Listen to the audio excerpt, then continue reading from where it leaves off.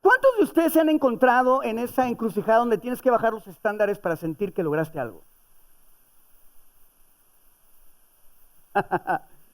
¿Verdad? Los estándares son estándares y los estándares son, o el propósito de un estándar es marcar, ¿verdad?, el lugar o darnos la pauta de aquello que tenemos que lograr, ya sea en comportamiento, ya sea en sentimientos, ya sea en fidelidad, ya sea en calidad. Hay muchos estándares, hay muchas regulaciones, muchas instituciones que regulan la calidad de las empresas, la forma de hacer las cosas. ¿Por qué? Porque hay estándares y esos estándares nos mantienen seguros. Esos estándares nos mantienen en plenitud y esos estándares determinan qué tan bien o qué tan mal estás caminando. Esos estándares no solamente sirven para condenarte, esos estándares sirven para darte una guianza y una dirección acerca del camino correcto hacia donde tienes que ir. Estándares. Pero el mayor problema es que muchas veces bajamos el estándar para sentir que estamos logrando algo. Clavar una pelota de básquetbol, hacer un dunking, ¿verdad? En una red de básquetbol. Si yo te hiciera un dunking en una red de básquetbol de 1,5 metros,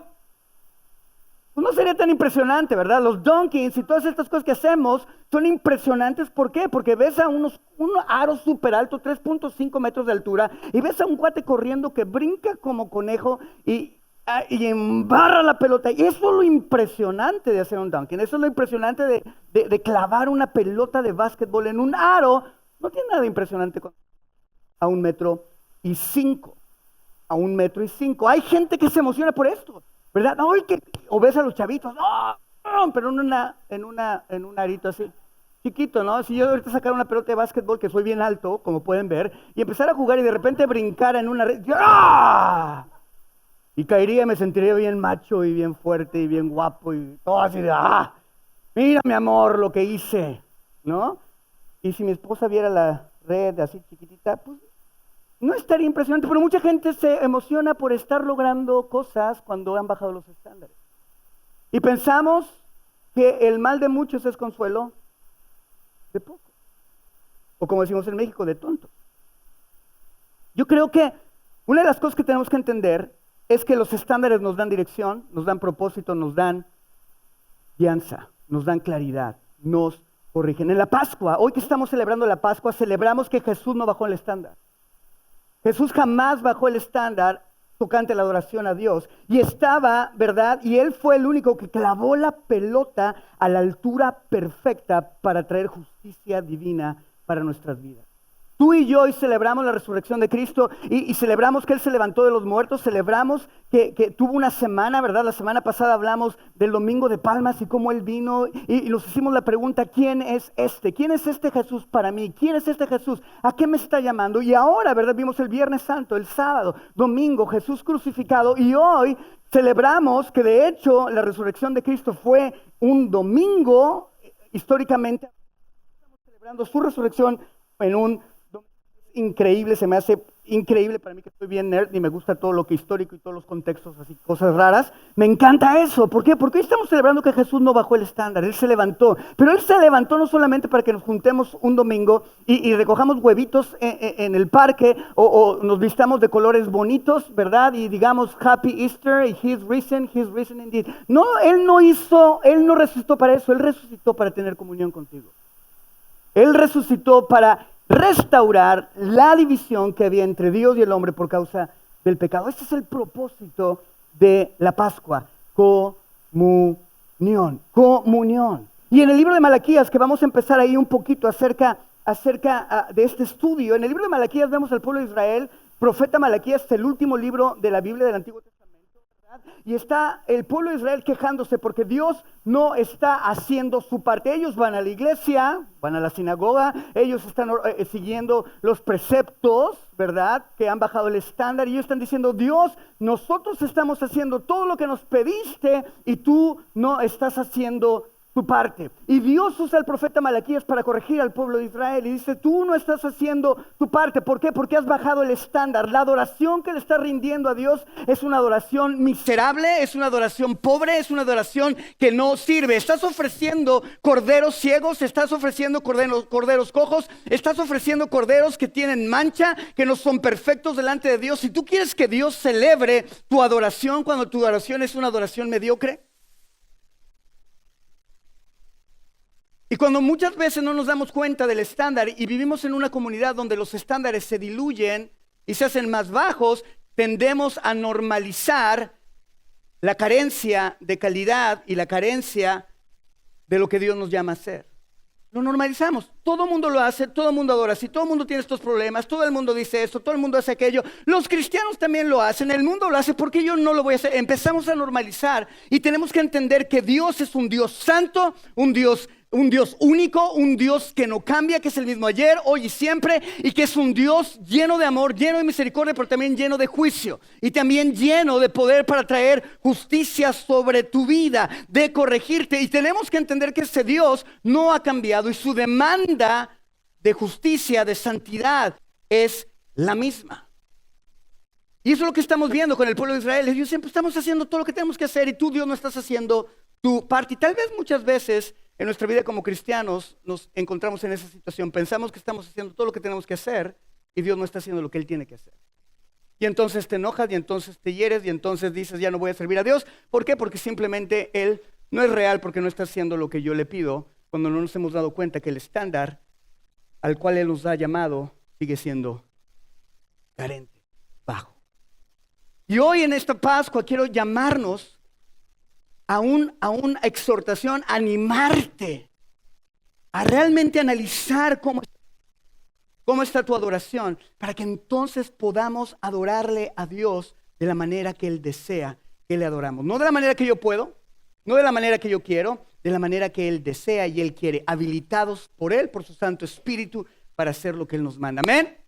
Hoy yo te pido que abras tu corazón y que tengas esa mentalidad ahí, que digas, Señor, yo quiero, háblame, ¿en dónde estoy siendo carente? ¿En qué me está faltando, Señor? ¿Por qué? ¿Qué es lo que está sucediendo en mi vida, Señor? ¿En qué te está faltando mi adoración para que tú te goces en ella? Para que tú te goces en ella. En versículo 11 de Malaquías 1 podemos ver que Dios le dice al pueblo de Israel, entiendan algo, yo no soy cualquier rey. Dios empieza diciéndoles, yo no soy cualquier rey. La oficina más grande de los Estados Unidos es la oficina del presidente, y no puede haber dos presidentes, no puede haber dos presidentes sentados en el escritorio resoluto, no puede haber dos presidentes, no puede haber dos dioses. Solamente un Dios se merece la total adoración. Dios le está diciendo al pueblo de Israel, solamente hay un lugar para un Dios en el universo, y ese soy yo. Ese soy yo. Habrá un reconocimiento total, les dice, habrá un reconocimiento total en el futuro acerca de quién soy yo, y la gente va a entender que yo soy un Dios único. El pueblo está enojado, está debatiendo, está diciéndole a Dios, tú no estás haciendo tu parte, yo estoy haciendo mi parte, ¿verdad? Y Dios le dice, ¿sabes qué? Tú tienes que entender, yo soy un Dios único, y de la manera que yo necesito que tú me adores, la manera que yo demando tu adoración, lo que Él necesita, porque Él no necesita nada, pero la manera en que Él demanda y nos enseña que le adoramos tiene que ser de acuerdo a un estándar que Él ha puesto. Y cuando nosotros pensamos que alcanzamos ya el estándar y no lo hemos alcanzado, vivimos engañados. La resurrección es el evento que confirma este señorío único. Al levantar a Jesús de los muertos, el Padre declaró que no hay otro nombre bajo el cielo en el cual podemos ser salvos. El evento de la resurrección es donde se depende y donde se fundamenta la fe cristiana. Si no hubiera habido resurrección, no habría fe cristiana, no habría salvación. Si Jesús hubiera decidido bajar el estándar y haberse coronado como rey y hubiera instituido su reino cuando el pueblo de Israel le exaltaba y le dijera que se sentara en el trono y que derrotara al imperio romano y que hiciera lo que ellos querían que hiciera, Dios, Jesús, tú y yo no estaríamos aquí hoy. Jesús no hubiera muerto y por lo tanto el estándar se hubiera bajado, no hubiera vivido y no hubiera logrado salvarnos a través del plan de Dios, sino a través del atajo que les iba a llevar al mismo lugar, ser rey sobre un reino, pero no de la manera que Dios quiere. ¿Están conmigo? Y como cristianos tenemos que entender que Dios nos ha llamado a vivir de cierta forma para entonces poder experimentar quién es Él y cómo es Él, su plenitud en nuestras vidas. La fe no es algo que leemos, no es algo que aprendemos, no son historias bonitas que te dan ánimo, es poder, es verdad para el que cree. Y si tú y yo creemos esta verdad y nos alineamos con esta verdad y empezamos a vivir de acuerdo a la verdad de Dios, entonces nuestros corazones van a empezar a ser transformados desde el interior y nuestra vida va a ser transformada en el exterior y vamos a empezar a mostrarle al mundo quién es Él. Pero solamente a través de ¿qué? De rendirnos totalmente mente. La resurrección de Cristo es Dios diciendo, Él es el Rey, Él es el camino a la salvación. Él demanda algo de tu vida que se llama comunión. Podemos venir a la iglesia, podemos parecer cristianos, podemos leer la Biblia y no tener comunión. Simplemente estamos. El libro de Malaquías es un libro de quejas. Se parece mucho a la iglesia cristiana hoy en día. Somos quejones. ¿Verdad? Voltea con tu vecino y dile, quejón. ¿Cuántos se han quejado? Ay, es que Dios no, ay, es que Dios, ay, que Dios, ay, que... Y te quejas, y te quejas, y te quejas, y te quejas, y te quejas. Y yo creo que Dios por su misericordia es nueva cada día, ¿verdad? Pero si yo hubiera sido Dios y chilango, olvídate. No, o sea, te agarraba a tortillazos, tortilla dura, ¿no? No sé cómo. Pero Malaquías es un libro de preguntas y quejas. El pueblo de Israel se está quejando de que buscan a Dios y no lo encuentran. De que Dios no les está cuidando, que Dios no les está proveyendo, aun cuando ellos religiosamente están haciendo lo que Dios les pide. Que realmente ya lo entendimos que no era el estándar. ¿Me están siguiendo? El problema es que ellos creen que lo están haciendo bien cuando no lo están haciendo bien. Y lo que está bloqueando que ellos puedan experimentar a Dios, su provisión, su guianza, su paz, es que ellos no están viviendo de acuerdo al estándar. Muchas veces como cristianos, debido a que vivimos en un tiempo de gracia, pensamos que podemos bajar los estándares de nuestra santidad, de nuestra oración, de nuestro estudio de la palabra, de nuestras disciplinas espirituales. Pensamos que podemos vivir, mañana lo hago. Dios es bueno, Dios tiene misericordia. No. Ese es el problema por lo cual hay una iglesia que no experimenta a Dios. No, tú y yo no somos salvos por obras, lo tenemos muy claro, somos salvos por su gracia, pero para vivir una vida abundante necesitas vivirla de rodillas, tomando tu cruz, negándote a ti mismo y haciendo lo que Dios espera que hagamos como hijos de Dios. Él quiere que nos postremos, que le busquemos, que nos neguemos, que tomemos la cruz, que digamos, Señor, que se haga tu voluntad y no la mía, que mengüe yo para que tú crezcas. Y eso lo logramos ¿a través de qué? A través de hacer lo que Dios nos llama hacer. No hay otra forma, no hay atajos, no es meter la sopa Maruchan al microondas y estártela comiendo en 30 segundos y yendo al baño en 2 minutos. No se trata de eso. No es microondas, no es una fe de microondas, es una fe real donde Dios espera que vivamos de cierta forma. El pueblo de Israel está diciendo, Señor, estamos haciendo nuestra parte y tú no haces nada. Y Dios les dice, la razón por la que tú no estás recibiendo lo que estás buscando es debido a que ustedes me están adorando a un nivel muy bajo, no en el estándar apropiado. Dios se lo dice así, derecha a la flecha, y le dice, ahí te va, hijo. ¿Estás de quejón? Aprieta los dientes. Ahí te va. ¿Sí me explico? En otras palabras, Dios les dice, no me están dando la adoración que mi nombre merece. ¡Au! No me están dando la adoración que mi nombre merece. Solo me están dando lo que ustedes quieren. Están sacrificando en los ciegos, corderos que no pueden caminar, y aún así se preguntan, ¿por qué no estoy emocionado con su adoración? Se preguntan por qué no estoy emocionado cuando lo único que me están dando son sus obras. Esto es lo que Dios está diciendo, ¿eh? Es lo que Dios está diciendo. Y me encanta, porque cuando Dios nos corrige para guiarnos y ubicarnos y meternos en el camino. La escritura es ese parámetro que cuando te empiezas a caminar y te empiezas a ir chueco, volteas a la palabra y dices, ay, me estoy yendo chueco, y regresas. Y regresas. Son esos rieles que te mantienen a salvo, cuidado, para que no te desvíes y para que no te pierdas. Y Dios le está diciendo aquí al pueblo, ¿sabes qué? Tú piensas que estás haciendo correcto, pero lo único que estás haciendo es dándome tus obras. Tú lo ves como algo grandísimo, un sacrificio grandioso de tu parte para mí, pero yo veo tu sacrificio como sobras. Creo que tenemos que cambiar nuestra perspectiva como iglesia y empezar a ver las cosas como Dios las ve y llamarlas como Dios las llama. Dios les dice, me estás dando una adoración de sobras. Vean lo que dice Malaquías capítulo 1, versículo 12. Pero ustedes lo profanan cuando dicen, hablando del nombre de Dios, de la presencia de Dios, dice, pero ustedes lo profanan cuando dicen del altar del sacrificio, ¿verdad? Pero ustedes lo profanan cuando dicen que la mesa del Señor está mancillada y que su alimento es despreciable. La mesa del Señor. Ahora aquí tenemos que entender qué es la mesa del Señor. ¿Se acuerdan que estoy predicando en el Evangelio de Marcos y hablábamos cuando Jesús llama a Mateo y se sienta a la mesa con los recaudadores de impuestos, ¿verdad? Y con toda esta gente que es impura, que no es recibida. Dijimos que la mesa era el lugar donde se extendía la comunión, era una extensión de la iglesia. Que tú te sentaras a la mesa con alguien, estabas diciéndole a la comunidad, estabas diciéndole al mundo, yo soy parte de ellos y ellos son parte de mí. Estás extendiendo la santidad del templo y le estás trayendo a la mesa. Y Jesús hizo exactamente eso con Mateo y con todos los hombres que eran despreciables delante de los ojos de los fariseos, de los religiosos. Él dijo, ¿sabes qué? Ustedes son los que pertenecen a mi reino porque se sientan a la mesa. En este caso, cuando Malaquías está hablando, cuando Dios está hablando, tenemos que entender que la mesa era el lugar donde el cielo y la humanidad se juntaban.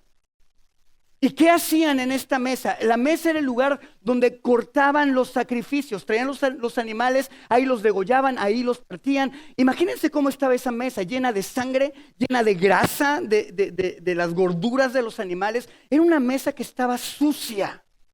Y dice la palabra que el pueblo de Israel en el libro de Malaquías la despreciaba. Despreciaba esa mesa, decía, wow, qué asco, wow, ¿por qué tenemos que hacer esto? Una y otra y otra y otra y otra vez, Dios, ¿por qué nos tienes que hacer esto? ¿Por qué estamos haciendo esto? Y dice que Dios le dice, ustedes están mancillando mi mesa y están despreciando mi mesa en donde yo me encuentro con ustedes. Ellos veían simplemente un acto más cuando Dios veía comunión a través de esa mesa. Ellos veían algo que era asqueroso, algo que era sucio, algo que era aún grotesco, cuando Dios decía, tienen que entender que ese sacrificio, esa sangre es lo que cuesta que yo pueda bajar y estar con ustedes por causa de su pecado, por causa de sus estándares bajos. Eso es lo que hacían. Ahí degollaban los animales, los desangraban. Imagínense la escena. Era raro, no estaba bonita. Y el pueblo se quejaba de que tenía que hacer eso una y otra vez. Y Dios les dice, yo sé lo que sientes. Sí, sé lo que piensas acerca de esto. Sé lo que estás diciendo. Estás despreciando el lugar que yo escogí para encontrarme contigo. ¿Me están siguiendo? Easter, la Pascua, tiene que ver con comunión. Esta mesa de sacrificio tiene que ver con comunión. Cristo murió para que tú y yo podamos estar constantemente en su presencia. Para que tú y yo podamos consultarle constantemente su voluntad. Para que tú y yo podamos constantemente su dirección. Para que tú y yo podamos venir delante de Él y decirle, Señor, yo necesito ser un hombre diferente, pero yo no puedo porque soy carnal, porque soy débil, porque estoy herido, porque estoy roto. Señor, necesito de ti para que yo pueda ser el hombre que tengo que ser, el esposo que tengo que ser, el papá que tengo que ser, el pastor que tengo que ser. Señor, te necesito. Reconocer nuestra inhabilidad para que entonces en nuestra debilidad Él crezca y entonces podamos realmente decir lo que la palabra de Dios dice. Diga el débil, fuerte soy, no por lo que tú puedes hacer, sino por lo que yo hago cuando tú entras en comunión conmigo. Deja de despreciar mi mesa. Es el problema que tenía el pueblo de Israel. Ellos habían bajado el estándar, ya no era tan hermoso. Y Dios los tiene que confrontar, no por odio, sino por corregirles, para decirles, hijitos, los amo tanto que necesito que entiendan lo que esto significa. Obviamente en este tiempo Jesús no había muerto. Y Dios había establecido un sistema sacrificial en Levítico a través del cual Él decía, si había pecados, si suceden estas cosas, para que yo venga y pueda tener comunión con ustedes, ustedes tienen que hacer estos sacrificios. ¿Por qué? Porque Dios quería que ellos entendieran que el pecado tiene un costo.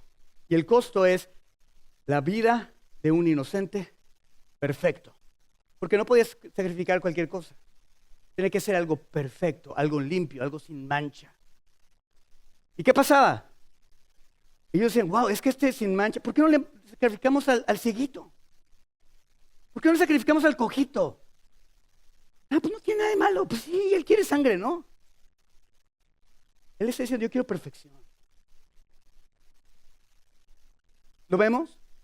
Ahora, tú y yo no vamos a ser perfectos hasta que venga Jesús en la segunda venida. Hasta ahí vamos a ser perfectos. ¿Vamos a estar constantemente teniendo batallas y guerras? ¡Claro! Pero eso no significa que el estándar se baje. Significa que el estándar nos siga apuntando hacia donde tenemos que ir. Decir, Señor, yo voy para allá, yo voy para allá, yo voy para allá. Señor, estoy aquí, pero yo anhelo ser como eso, porque eso te agrada. Y porque eso le habla al mundo quién es mi Dios. ¿Te explico? Si tú me dices, mi coach es Michael Jordan y te veo jugar básquetbol y eres bien malo, no te voy a creer que Michael Jordan es tu coach.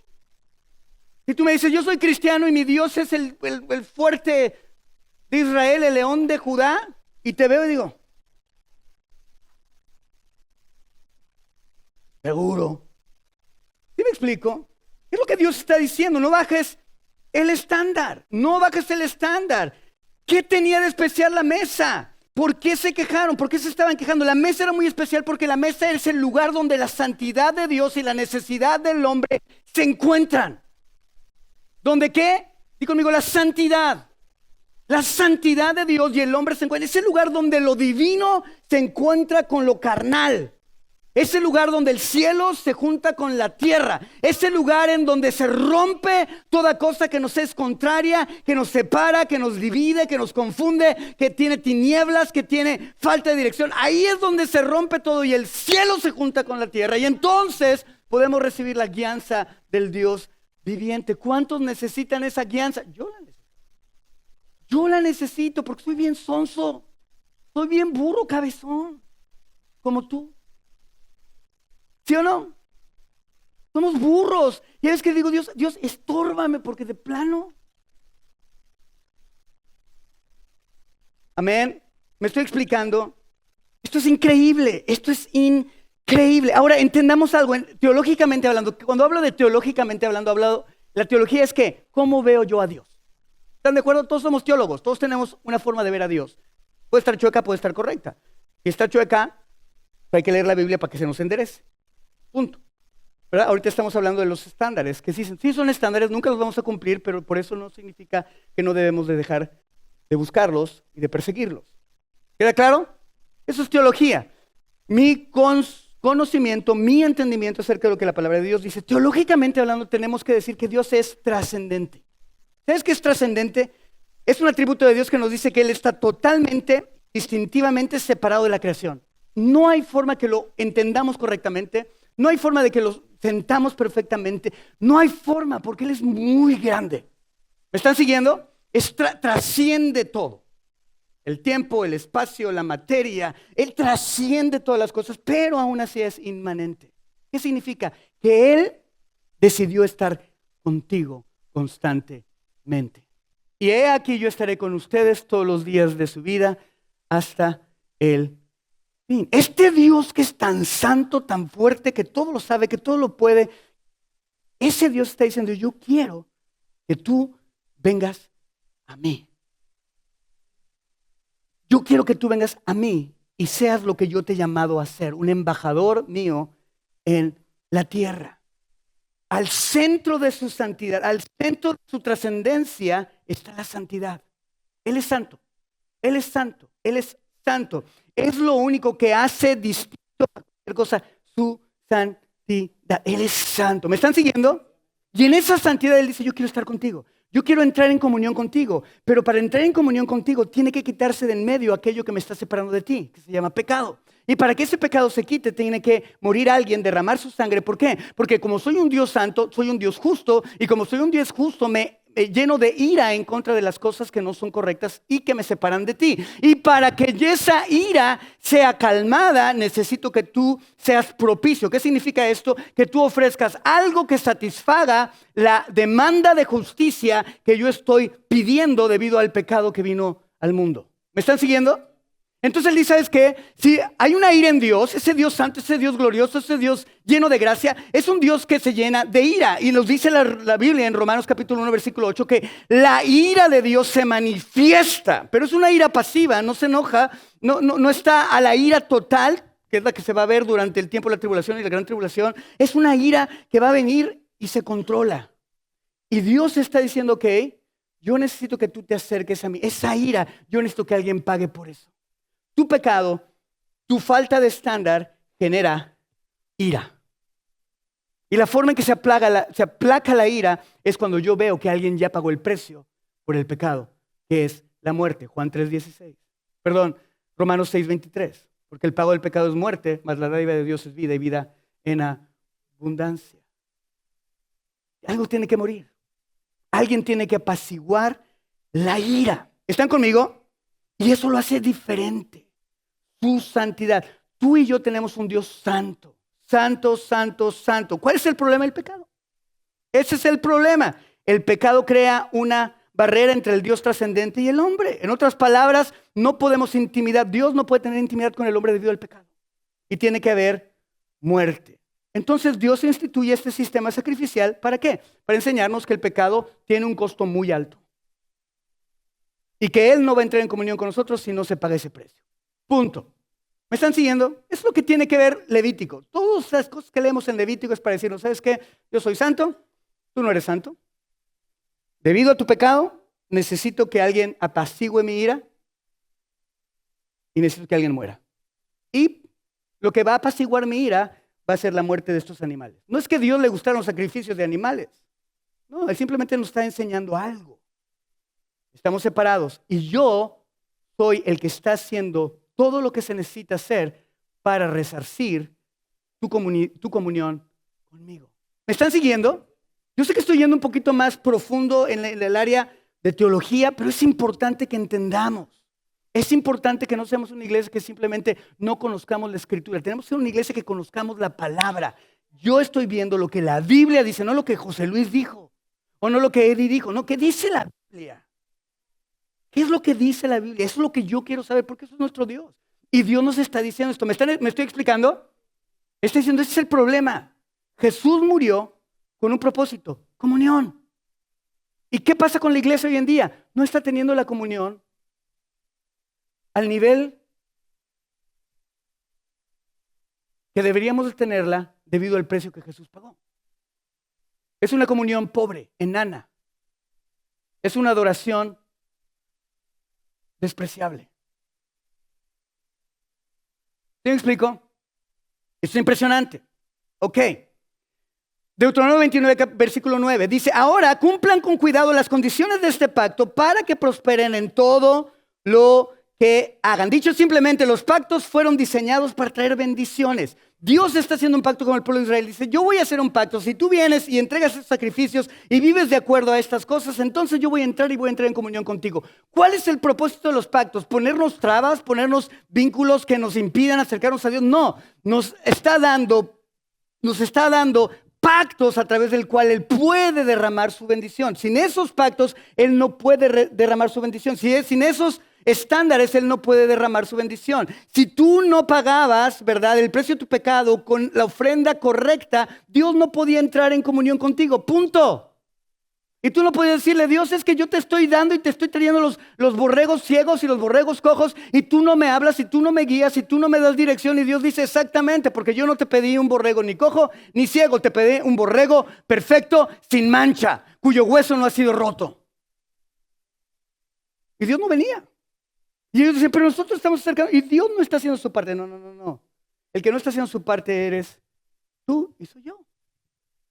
Y a lo mejor nuestra parte es entender que Dios a veces nos va a decir que sí a nuestra oración y a veces nos va a decir que no. Que a veces te va a sanar y a veces no te va a sanar. Que a veces te va a quitar el aguijón y hay veces que te lo va a poner más. Tenemos que entender que Él es soberano y que Él tiene un plan y que su voluntad es buena, es agradable y es perfecta. ¿Sí me estoy explicando? Eso es lo que tenemos que ver. Y aquí le dice, si cumplen mi pacto, yo los voy a prosperar en todo lo que hagan. Si tú cumples lo que yo te estoy llamando a cumplir, yo voy a tener la habilidad de bendecirte. Los pactos entonces fueron diseñados para traer bendiciones. Un pacto es un arreglo a través del cual Dios fluye para traer lo que Él ha planeado por Él. Todos queremos ser bendecidos, pero el problema es que no queremos estar dentro de su pacto para ser bendecidos.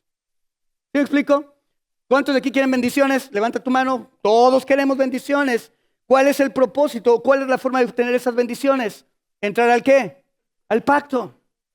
¿Cuál es la única forma de obtener esas bendiciones? Di conmigo, entrar al pacto. ¿Sí me explico? Pactos. Dios hace pactos. Dios le dice, deja tu tierra y tu parentela, le dice a Abraham, le dice, y ve a la tierra que yo te mostraré. Génesis capítulo 12, versículo 1 al 3, te voy a dar una tierra, te voy a dar una herencia y te voy a hacer una bendición para todas las familias de la tierra. Perfecto. Es un pacto incondicional. Dios lo va a hacer sin que Abraham haga nada. Pero hay otro pacto, el pacto mosaico. Le dice, ok, yo voy a ser tu Dios y tú vas a ser mi pueblo, y yo te voy a hacer rey y sacerdote y reinarás sobre la tierra. Éxodo 19, versículo 6. Dice, yo te voy a hacer ese sacerdote, yo te voy a hacer ese rey, pero para que tú seas sacerdote y ese rey tienes que vivir de esta forma. Si tú no vives de esta forma, yo no te voy a poner ahí. Te voy a dar una tierra, sí, pero si tú no vives de la manera que te estoy llamando a hacer, entonces te voy a sacar de la tierra. Y voy a mandar a naciones grandes, naciones fieras que vengan y te saquen de la tierra, te exilien de la tierra, que destruyan tus templos. Voy a hacer eso. Eso lo dice en Deuteronomio capítulo 28.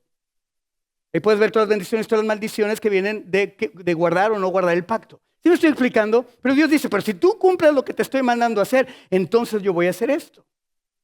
Hay diferentes pactos. El nuevo pacto. ¿Verdad? Ezequiel dice, Ezequiel o Zacarías. Dice, yo voy a escribir, ¿Zacarías? Ezequiel 33.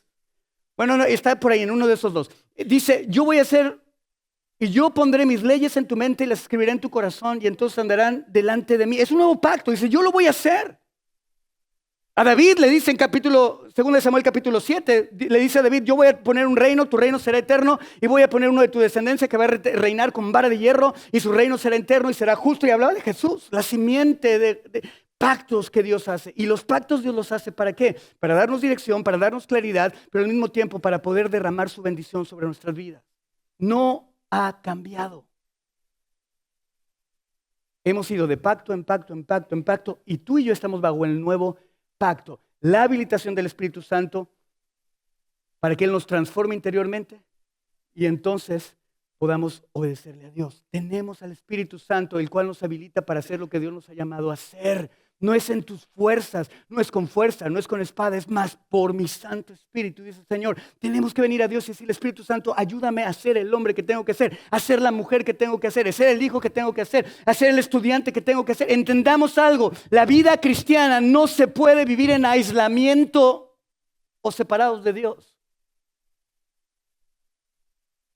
Todos tenemos una carne y todos luchamos con la carne. Romanos capítulo 6, 7, 8 y 9 nos dice que ya vencimos, ya Dios venció el pecado, Dios venció la muerte, pero seguimos luchando con nuestra carne. ¿Y saben qué? Dios dice, yo te voy a dar mi Espíritu Santo, porque a través de mi Espíritu Santo, entonces, tú vas a hacer morir las obras de la carne.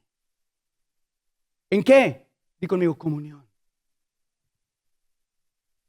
En comunión, en comunión, en comunión. ¿Cuál es mi estándar? Comunión. ¿Qué tengo que hacer? Ayúdame a entrar en comunión contigo. Porque yo no puedo. ¿Cuántos ya se dan cuenta que ustedes solitos no pueden? Es decir, que te levantes en la mañana y ay, veo el celular o oro. No, el celular. ¿Veo la Rosa de Guadalupe?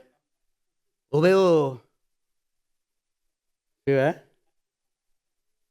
¿Cuál? ¿O leo la Biblia? No, pues mejor la... ¿Cómo va a leer la pregunta?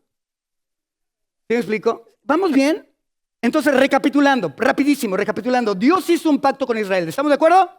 Ese pacto era un pacto para bendecirlo. ¿Estamos de acuerdo? Sí, ¿verdad? Dios no podía cumplir lo que Él quería cumplir sin que primero corrigiera el problema que el pecado había causado. ¿Estamos de acuerdo? ¿Verdad? Debido a que Él es trascendente y el hombre pecador, Dios establece un sistema que se encargaría del pecado temporalmente, no permanentemente. Por eso tenían que entregar sacrificios constantemente.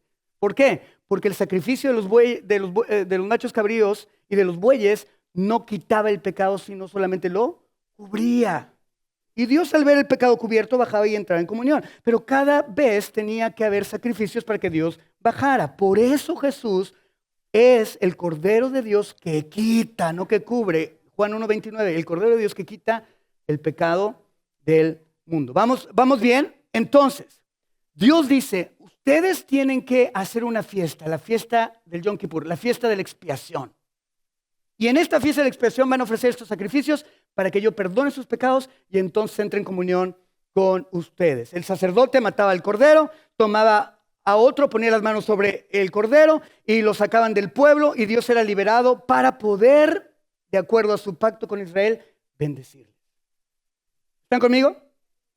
El sacerdote venía, oraba, ponía el pecado del pueblo sobre el cordero, lo degollaba, agarraba la sangre, la derramaba sobre el propiciatorio, ¿verdad? Era propicio, satisfacía la ira de Dios. Entonces Dios, al ver su ira satisfecha, entraba en comunión con ellos.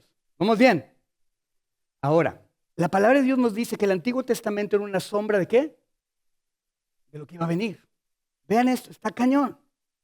Está cañón. Porque ahora Jesús es ese cordero que viene y quita el pecado del mundo, por lo cual tú y yo podemos entrar constantemente y en todo tiempo, en todo momento, delante del trono de gracia. Por este sacrificio, que fue un cordero perfecto. Vean esto. Dios no te va a pedir que sacrifiques algo que Él no está dispuesto a sacrificar. Él nos demanda un sacrificio santo sin mancha. ¿Por qué? Porque el sacrificio que Él ofreció en Cristo fue un cordero sin mancha, perfecto. Y a Dios le dolió. ¿Vamos bien? Dios está haciendo eso. Él te está diciendo, ¿estás entendiendo? Todo el Antiguo Testamento dice, pero ¿por qué hace tanto y por qué tanta muerte? Y los israelitas no lo entendían. Wow, esto es despreciable. Qué asco. Una porquería. Y Dios decía, tú has mancillado mi mesa. Porque no entendían que esa mesa abría el camino para que ellos entraran en comunión con Dios y entonces Dios pudiera bendecirles. Queremos ser transformados en nuestros corazones. Queremos ser los cristianos que Dios quiere que seamos. Queremos ser el esposo que Dios quiere que seamos. ¿Quieres ser la esposa que Dios quiere que seas? ¿Sí quieres? Hijos, ¿quieren ser los hijos que tienen que ser? ¿Los adoradores que tienen que ser? ¿Quieren ser los cristianos que tienen que ser? ¿Sí o no? Comunión. Comunión. Si tú permaneces en mí y yo en ti, llevarás mucho fruto. ¿Y tu fruto no? Se echará a perder. No perecerá. Lo estamos viendo. Queremos bendición, queremos experimentar las promesas de Dios, pero no queremos doblar nuestra rodilla delante de Dios. Ese es el gran problema. Ese es el gran problema. Por eso Dios estaba confrontando al pueblo de Israel. Por eso Malaquías se levantó, porque cuando los reyes no hacen lo que Dios les llama a hacer, tiene que levantar a los profetas para que les corrijan. Los reyes no infundieron al pueblo la necesidad de estar en la presencia de Dios y la comunidad de Dios, de apreciar el sacrificio de Dios. No lo tenían. El problema era que ellos estaban profanando la mesa del Señor, estaban cansados de ella y aún la despreciaban. No entendían que si no fuera por la mesa ellos no habrían podido tener comunión con Dios. Que si no hubiera sido por la mesa el sistema sacrificial que Dios instituyó, este Dios trascendente no hubiera podido ser liberado para entrar en contacto con Israel. Por lo tanto, estarían condenados a vivir bajo las consecuencias que trae la ausencia de Dios a nuestras vidas y a nuestras naciones. Por lo tanto, cuando el pueblo despreció la mesa, cuando el pueblo se separó voluntariamente de la mesa, permitió que viniera la maldición. Tal pareciera que Dios le está diciendo en el libro de Malaquías, ¿estás cansado de este trabajo tan asqueroso de ofrecerme sacrificios cuando es este el trabajo tan asqueroso de ofrecerme sacrificios, cuando es este trabajo asqueroso que desprecias, el que te libera de tu condición actual, es este trabajo asqueroso el que te trae sanidad a tu tierra, a tu familia, a tus hijos, a tu economía, a todo lo que hagas? Este trabajo tan despreciable es el que me permite entrar en comunión contigo, pero porque no puedo bajar mi estándar, pero puedo aceptar un sustituto. Es lo que está diciéndonos Dios. Sé que es sucio, que hay mucha sangre, que huele mal, sé que te incomoda, pero sí puedes entender lo que esto hace por ti. Si tomas esta mesa seriamente, no te estarías quejando, sino que estarías supremamente emocionado por hacerlo, porque esta mesa puede cambiar todas las cosas. ¿Sabes cuál es el problema de la iglesia hoy en día? Que no entramos en comunión con Cristo porque no creemos que Él puede cambiar todas las cosas. Venimos a la iglesia, levantamos nuestras manos, adoramos a Dios, servimos a Dios, pero no le creemos a Dios que es a través de su presencia que Él puede cambiar todas las cosas. Queremos cambiarlas con nuestros grandes amigos, con nuestras cuentas de banco, con nuestros títulos profesionales, y no nos damos cuenta que el que puede cambiar todas las cosas se llama Cristo Jesús, el que resucitó, el que murió en la cruz del Calvario para pagar el precio de tu pecado y de mi pecado, y ahora nos da vida y quiere dárnoslas en abundancia, pero quiere que nos sujetemos. Eso es lo que pasa en el Nuevo Testamento. Hay una mesa en el Antiguo Testamento y hay una nueva mesa en el Nuevo Testamento. Y la nueva mesa se llama Cristo, Jesús. La sangre asquerosa que se derramaba en el Antiguo Testamento ahora es la sangre preciosa de Cristo, que no cubre sino que quita, que no solamente te da un Advil para que se te quite el dolor, sino el que cambia tu dolor, tu llaga, la sana, aquel que vino a dar vida, aquel que vino a sanar al ciego, vista al ciego, libertad al cautivo. Ese Jesús, es esa sangre, esa mesa que debemos de dejar de despreciar, iglesia. No podemos decir que somos cristianos si no tenemos comunión con Cristo. El propósito de la Pascua no simplemente es encontrar chocolatitos de conejitos que ponen huevos, sabrá Dios cómo.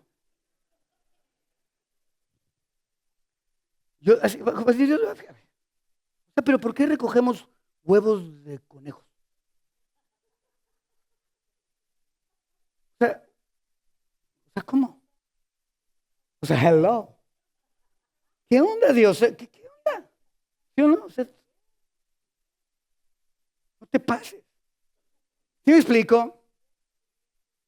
Dios tenía un pacto en el Antiguo Testamento y Dios tiene un nuevo pacto con nosotros, donde Él escribe sus leyes en nuestra mente y en nuestros corazones y hace que andemos de acuerdo a sus preceptos. Y nos llama, como nos dice 2 de Pedro capítulo 2, versículo 9, que tú y yo, la iglesia, somos reyes y sacerdotes. Lo mismo que le dijo a Israel en Éxodo 19:6, tú eres un rey, una nación santa, un real sacerdocio de nación santa. Y lo mismo nos dice a nosotros. ¿Por qué? Porque Dios no cambia. Amén, ¿están conmigo? Y hay algo en común de los dos pactos, los dos tienen una mesa. Lo que tenemos que hacer es tomar el principio del Antiguo Testamento y aplicarlo a la enseñanza teológica del Nuevo Testamento. El principio es que la mesa es la que libera a Dios para que pueda obrar en tu favor, de la misma manera que despreciar la mesa es la que impide que Dios se mueva a tu favor. ¿Queda claro eso? ¿Y cuál es la mesa? Di conmigo, comunión. ¿Cuántas veces, cuántos minutos, cuántos segundos oraste esta semana? ¿Cuánto tiempo pasaste leyendo tu Biblia? ¿Cuánto tiempo pasaste de rodillas? ¿Cuánto tiempo oraste por tus hijos? Ya ni te pregunto cuánto tiempo oraste por tu pastor. Yo ya me di. Me doy. Volteo con Dios y le digo, íralo. ¿Cuánto tiempo oraste? ¿Quieres cambiar? Queremos experimentar el poder de Dios, pero no hacemos lo que Dios nos dice. Venimos a Easter, ay, qué padre Easter, ay, qué bonito. Sí. Venimos una vez al año a Easter porque, pues, para calmar la conciencia. Y vienes y te dicen, ten comunión y te sales y lo primero que tienes comunión es con tu celular, con otras cosas. ¿Sí me explico? Es el mismo principio. En otras palabras, muchas personas no están viviendo bajo las bendiciones del nuevo pacto debido a que tienen una misma actitud hacia la mesa, la cual tenía el pueblo de Israel en el libro de Malaquías. Ay, es que Jesús, estoy cansado. No, es que está la Rosa de Guadalupe. Que quedó re buena la semana pasada. Además me encanta cuando la florecita le sopla el viento.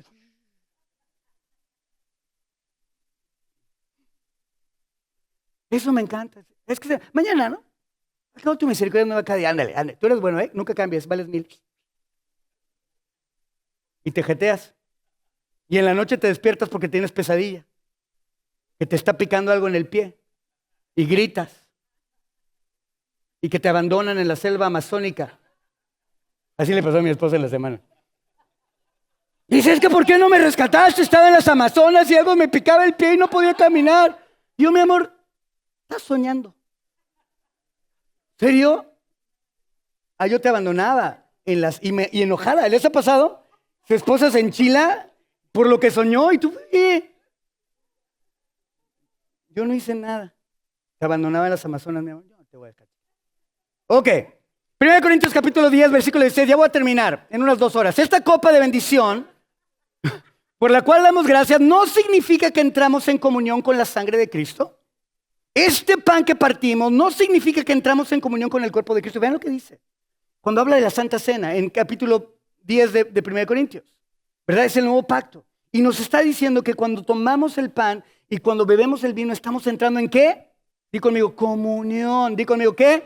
Comunión con Cristo. Pablo está hablando acerca de la comunión y dice que cuando partimos el pan entramos en comunión con el cuerpo y cuando bebemos el vino entramos en comunión con la sangre de Cristo. Estamos entrando en comunión con Cristo. Cuando haces esta comunión conmigo, no solo estás comiendo pan y bebiendo vino, estás compartiendo tu vida con conmigo. Cuando hacemos esto, Cristo está entrando a nuestra vida. Los corintios estaban cansados de hacer la comunión, así como lo estaban el pueblo de Israel en Malaquías. Y Pablo les está diciendo, les dice, están cansados porque están perdiendo el enfoque de lo que esto verdaderamente significa.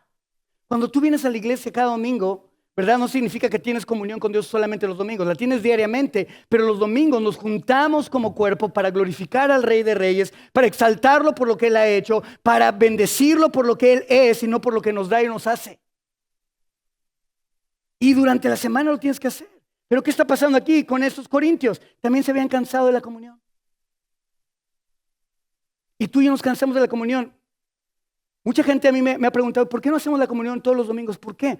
Porque quiero que la gente entienda qué significa tener la comunión. Al final vamos a tener comunión, ¿verdad? Sí, ya llegaron los... ¿Sí? Al final vamos a tener comunión. Y vamos a tomar el pan y vamos a tomar el jugo de uva. Pero yo quiero que ustedes y entendamos claramente, porque no lo podemos hacer sin entender lo que estamos haciendo. Tenemos que entender que cuando como ese pan, estoy masticando el cuerpo de Cristo como fue inmolado, destrozado, presionado, ¿verdad? Como las uvas son presionadas, ¿verdad? Para sacar el vino. Así el aceite, la unción, se empieza a machacar. ¿Para qué? Para dar vida. Cuando masticamos el pan, estamos masticando el cuerpo de Cristo, el cual Él dio voluntariamente para nuestra salvación. Y tenemos que decir, wow, Señor, wow, tanto dolor sufriste. La sangre derramada, ¿para qué? Para quitar el pecado, no para cubrirlo. Esa sangre de la cual el pueblo de Israel en Malaquías decía, wow, qué repugnante, qué asqueroso. Esa sangre es la misma sangre que Cristo derramó, ¿para qué? Para que tú y yo seamos limpiados y vestidos con lino fino. Y entremos en comunión con ese Dios que es santo, trascendente e inmanente, que está dispuesto a venir a ti. ¿Para qué? Para transformar tu vida y que empieces a hacer aquello para lo cual Él te diseñó. Y solamente ahí vamos a encontrar plenitud y abundancia. Solamente en hacer lo que Dios nos ha llamado a hacer, no en ninguna otra cosa. Esto no significa que te la tienes que pasar orando todo el día y no vayas a trabajar. No. Con el dedo metiéndote en el ombligo apestoso. No. Significa que ¿qué? Que tenemos, si Dios me puso y me hizo un businessman, voy a ser un businessman que honre y que alabe y que glorifique a Dios. Si Dios me puso a ser un maestro, voy a ser un maestro que refleje quién es Dios y quién es Cristo, íntegro en la capacidad que Dios me dé. ¿Sí me explico? Es lo que tenemos que hacer. Corintios capítulo 10, versículo 21, dice, no pueden beber de la copa del Señor y también de la copa de los demonios. Hay dos copas. No puedes beber de la copa del Señor y de la copa de los demonios. No pueden participar de la mesa del Señor y también de la mesa de los demonios. Toma, chango, tu banana. Ahí está, hijo. ¿Sí me explico? O estás comiendo de la mesa del Señor o estás comiendo de la mesa de ¿quién? De los demonios. Son reales. Hay un reino espiritual, hay una guerra espiritual. Y Dios nos dice, o estás con Juana o con Chana. O estás conmigo o estás en contra de mí. O estás comiendo de la mesa de Dios o de la mesa de los demonios. No hay otra cosa. ¿Sí me explico? Ay, José Luis, no. Ahí debe haber una mesita en medio. ¡No! No. Aquí no lo está diciendo. Hay dos mesas, la mesa del Señor y la mesa de los demonios. Le está escribiendo a los cristianos, se le está diciendo, ¿qué quieres comer de las dos mesas? Recuerden que la mesa significa compartir la vida. ¿Estás compartiendo la vida con Dios o con los demonios? ¿Sí me explico? ¿Sí lo ven? No es cualquier cosa. Tenemos que entender que hay un mundo espiritual el cual no podemos ver, pero que es más real que tú y que yo. En este mundo está Dios y sus ángeles, pero también está Satanás y sus demonios. Y hay una guerra que se está librando constantemente en los cielos. Los demonios quieren que comas de su mesa para que compartas tu vida con ellos. Está cañón. Muchos de los problemas que tenemos no son solo problemas debido a meros problemas o a decisiones erróneas, sino que son o suceden por la influencia que tienen los demonios en esos problemas. Así que no solo estás peleando por solucionar un problema, estás peleando contra los demonios que te están usando y provocando en ese problema.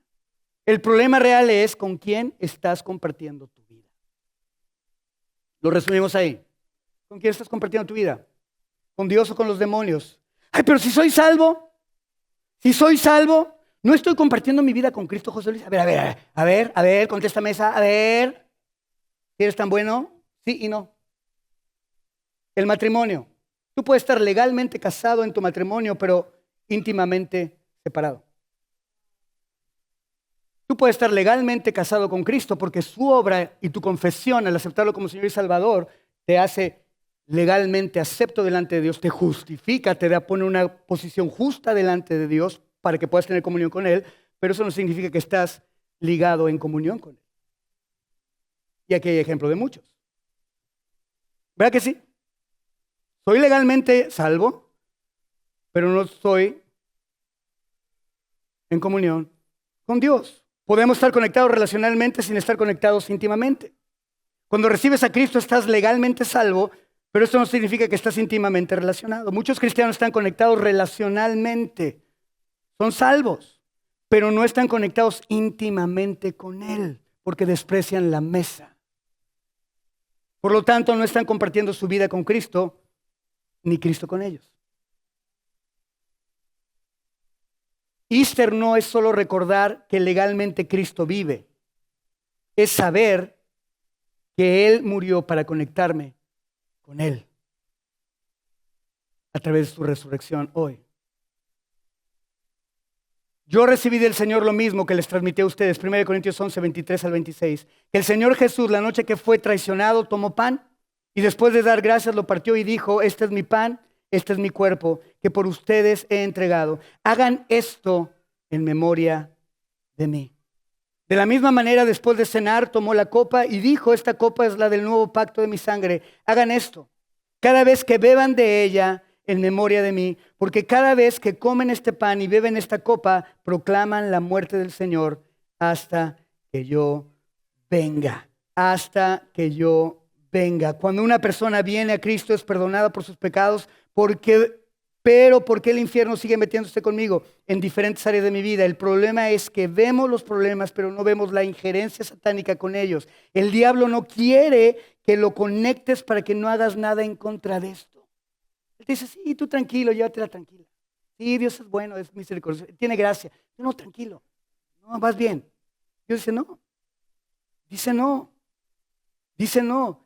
Colosenses 2:15 nos dice que en la cruz Jesús venció al diablo y lo exhibió públicamente y ahí tanto los pecados como Satanás fueron vencidos. Satanás fue derrotado. Esto significa que no tenemos que sentarnos a la mesa con él, aunque nos esté invitando constantemente. Debido a la obra de Cristo, al vencer al diablo y al pecado, Dios nos ha liberado para hacer todo lo que prometió hacer hacer un nuevo pacto con nosotros a favor tuyo. Dios ha sido liberado por la muerte de Cristo para obrar en tu vida y en mi vida, pero solo si te sientas a su mesa.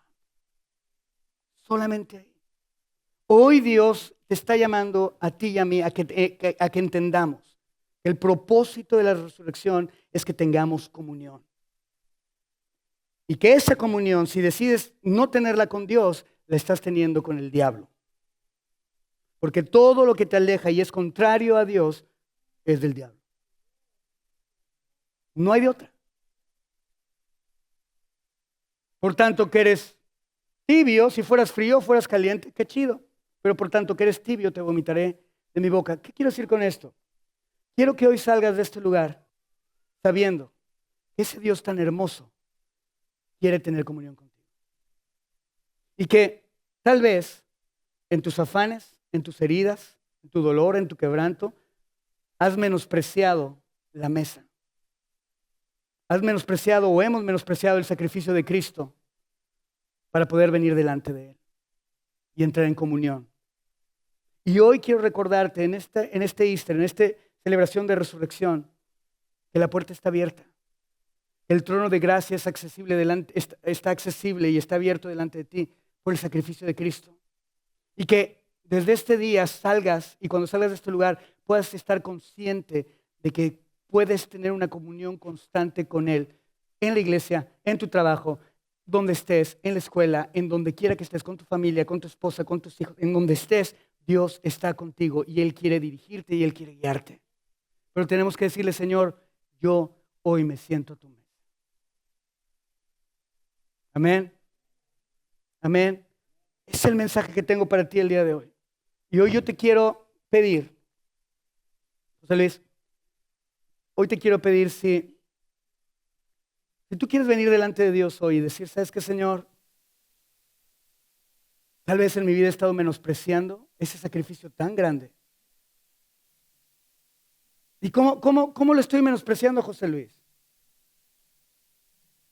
Simplemente porque pudiendo estar en comunión con Dios, no lo está.